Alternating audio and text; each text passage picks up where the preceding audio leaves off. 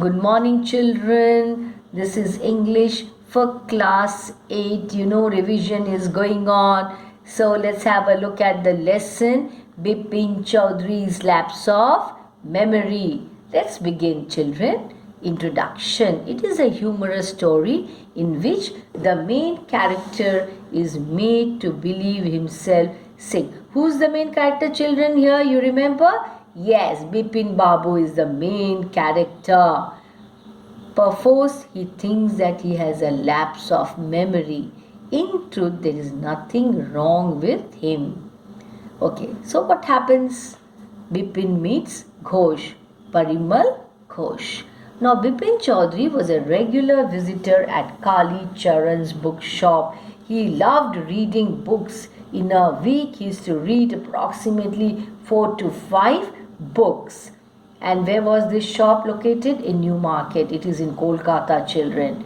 That day, however, he had a strange feeling that someone was observing him closely. He turned around only to see a meek-looking person. Meek means shy, sort of. Meek-looking person break into a smile. Suddenly he started smiling. The man seemed much surprised that Betweenbabu had not recognized him. He told Betweenbabu that he had been with him for a week when he visited Ranchi in 1958. Obviously, Betweenbabu thought that the man who called himself Parimal Ghosh was mistaken. He had never been to Ranchi, he told him so, but Ghosh looked at him in disbelief. Ghosh confuses Chaudhary. Now what happens? Let's see. Ghosh laughed aloud. He narrated the incidents of his Ranchi journey in detail. He told Bepin Chaudhary how he had injured his knee in Hudru. It was Ghosh who had come to his help then. One Mr. Dinesh Mukherjee was also in Ranchi at that time. Ghosh was sure that Chaudhary knew him. Chaudhary had stayed in a hired bungalow while Mukherjee remained with his sister. He even reminded Betweenbabu that he always carried a bag with his books on his sightseeing trips. Now Betweenbabu asked Ghosh which month it was. October, replied Ghosh. At this, Betweenbabu said that in October 1958, he was with his friend at Kanpur. Ghosh is determined. Ghosh didn't give in. He told Betweenbabu how he had come one day, spoken about his lonely life. Betweenbabu had then spoken about his dead wife and the only brother who died insane. He had gone mad. Betweenbabu felt that while he stepped out, Ghosh was still looking at him in disbelief. Betweenbabu doubts. Betweenbabu asked his driver Sitaram to drive by the Ganga. Ganga is a very famous sacred river, you know that. He regretted having paid any heed to Ghosh. Pay heed to means listen to attentively. Yet the incident haunted his mind. The man knew a great deal about him. For the first time, a slight doubt assailed his mind. Was he losing his mind? But he remembered well he was at Kanpur. Suddenly he thought of writing to Haridas Bagchi, his host at Kanpur. Then he remembered that Haridas had left for Japan a few weeks before. So Betweenbabu decides to confirm. Betweenbabu rolled up his trousers and took a look at his right knee. There was a cut mark. You remember he had fallen there where? At Hudru Falls. It was difficult to remember when he had got it. That is why this lapse of memory. He is not able to remember. Then he thought of Dinesh Mukherjee. Ghosh had said that Dinesh was in Ranchi at that time. He wanted to go to him at once. But what would Dinesh think of him? After all, Betweenbabu knew that he had never been to Ranchi. Dinesh would certainly consider him a little insane, like mad, He knew also that Dinesh was never his well-wisher. Betweenbabu comes home. Bipin Babu felt much better when he was home.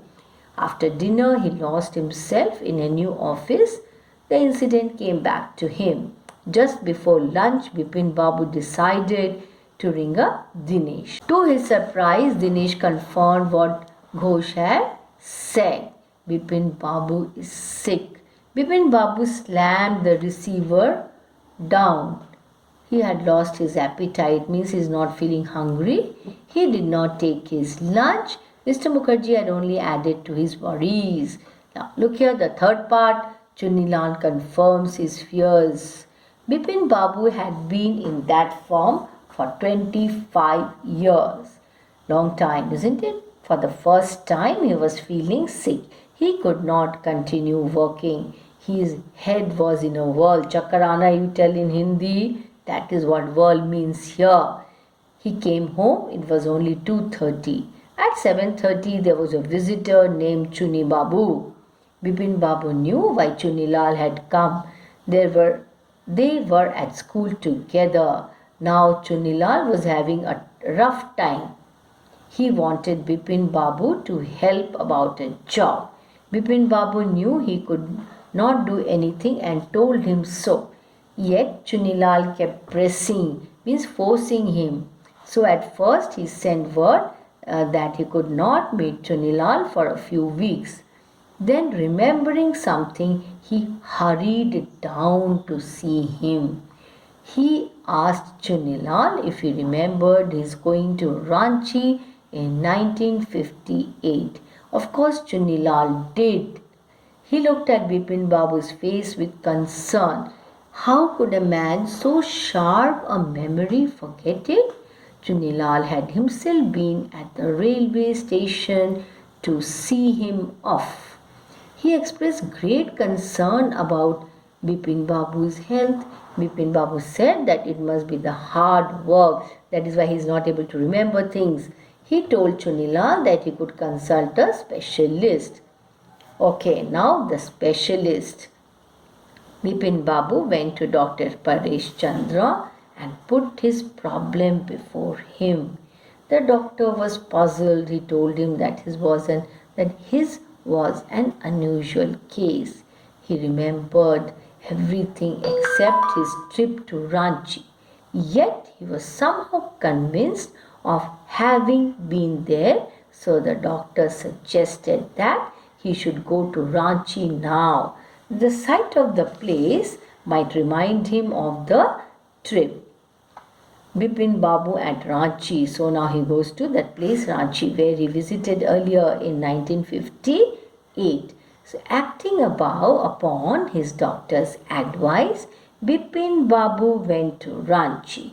At the railway station of Ranchi itself, he felt certain of one thing. It was that he had never been there before.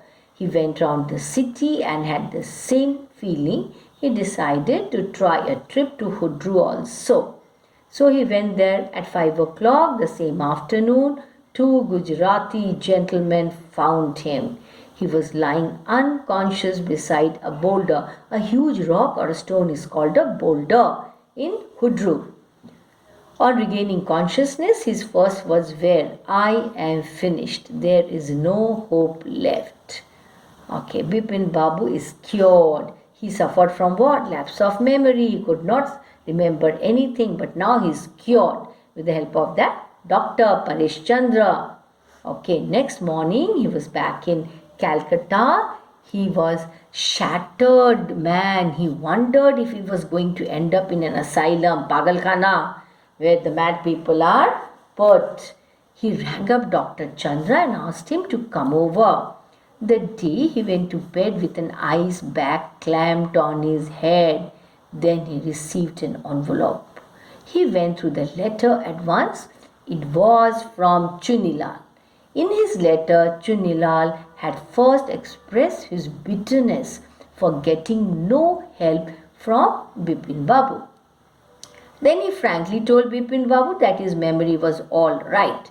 It was his plan in retribution against his unfeeling behavior. Then he told Bepin Chaudhary how he had played a practical joke upon him. This he did with the help of Mr. Ghosh and Dinesh Mukherjee. Now it was clear to Betweenbabu that he had not really lost his memory. Betweenbabu's lie. Let's see, what lie is this? When Dr. Chandra came, Betweenbabu told a lie. He said that he had remembered everything on reaching Ranchi railway station. He said that he had called him for a painkiller. He had the pain in his hip due to a fall in Ranchi. Now let's take up idioms. Let's have a look at what is an idiom, children. You have come across idiomatic phrases. Yes, children, so you must know what are idioms. An idiom is a word or phrase that means something different than you would think from the individual words. For example, what does give up mean? Can you actually give something up, not down? No, this is not correct. A piece of cake. See, soft, easy, difficult. That spelling test was so easy, so thought it was a piece of cake. Now, piece of cake means not that cake to eat. It was a piece of cake means it was easy. So that is an idiom, children. Icing on the cake. Yes, what is that icing on the cake mean? Icing on the cake means a good thing added to another good thing. So what is this? Icing on the cake is an idiom. That means it is an idiomatic expression. See, look at that sentence for better understanding. I was so happy that I scored 3 goals in the soccer game. Football. Soccer means football. But when I was also voted most valuable player, it was just icing on the cake. Means one good thing has happened. Added to that is another good thing. What? That I was voted the valuable player. So icing on the cake is an idiom. Remember that, children. Okay. A wild goose chase. See what you see there in the picture, that bird is goose. Looks like a duck but not a duck. Now what does this idiom mean? A chase that is pointless or useless. So a wild goose chase is an idiom. Jack wanted to buy the new Super Mario game, but it was sold out everywhere. He went on a wild goose chase to 5 different stores and came home empty-handed. So what does this phrase here mean? Idiom means he started searching and searching and searching, but it was useless. All in the same boat. You can see in the picture, all are there in the same boat, such a small boat. Yes, children. Now what does this idiom mean? All in the same boat, people with the same problem. When the snowstorm closed the airport, we were all in the same boat. That means all were in the same problem. Cold feet. Doesn't mean that the feet are cold. It is an idiom. Now see, what does it mean? To lose your nerve. Sarah was going to play the piano in the talent show. But then she got cold feet and was too afraid to enter the contest. That means she became nervous. In simple English, she was nervous. Raining cats and dogs. Can cats and dogs fall from the sky? See, you can see in the picture, the cats and dogs are falling from the sky. But it can't happen like that, children. It is an idiom. So now let's have a look at what it means. It means raining heavily. So when it rains heavily, I say that, I use this idiom, children. It is raining cats and dogs means not that the cats and dogs are falling from the sky. No. What does it mean? It is raining heavily. Yes, children. Pulling my leg. See, somebody's pulling that person's leg. Two people, no, three people. But actually, what is it? What does it mean? Yes, to trick someone means to fool someone. To fool someone by saying something false. Did you really meet President Barack Obama? Or are you just pulling my leg? Are you just fooling me? Children, again, not Barack Obama, it is Barack Obama. Out of woods. Woods means forest. What does it mean? Out of danger. Mr. Bell is no longer in the intensive care unit in the hospital, but he's still very sick.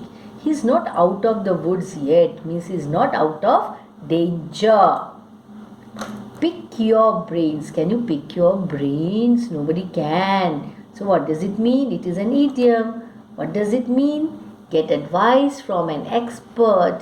You've been to Hawaii 3 times, but this will be my first trip. I would like to pick your brain and find out where the best beaches are. Hit the books. See, look at that boy hitting the books. Can you hit your books? No, you can't. It is an idiom. What does it mean? To study hard. So I hope you're hitting your books now. Means what? You're studying hard. Simple and easy. Don't cry over spilled milk. See here, you can see in the picture, the milk is spilled. It is an idiom. What does it actually mean? Something bad happened. Now move on. I'm sorry you didn't make the soccer team, but don't cry over spilled milk. If you keep practicing and working hard, I'm sure you'll make the team next year. Cut corners doesn't mean that you take a pair of scissors and cut the corners of something. It's an idiom, children. What does it mean? To do something fast but sloppily, lazily, The roof fell in because the builder had cut corners and not used strong materials. Snowed under. See, that is an idiom, children. Buried in work. I wish I could go to the movies with you, but I have too much homework and I'm snowed under. Means I've got so much of work to do. That is what it means. Snowed under. Go to pieces. Not that one is breaking into pieces. It is an idiom. What does it mean? To lose control of your emotions. Very interesting idioms, children. Please learn these idioms. When Jimmy heard that he wasn't getting a new Wii game for his birthday, again, children, not birthday, okay? Birthday. Don't say birthday. It is as if you are going to break the T and H of that birthday, okay? So don't break the TH. He started to go to pieces and began crying and wailing. Wailing means expressing his sadness. Out of this world. What does it mean? Extremely good. Lisa's mom makes tomatoes that are best I ever tasted. They are just out of this world. Tamales. I don't know what a tamales. I have not eaten. In a pickle. Doesn't mean that you're inside a pickle. In trouble means in trouble. I came downtown on the bus, but then I lost my wallet, that money bag, purse.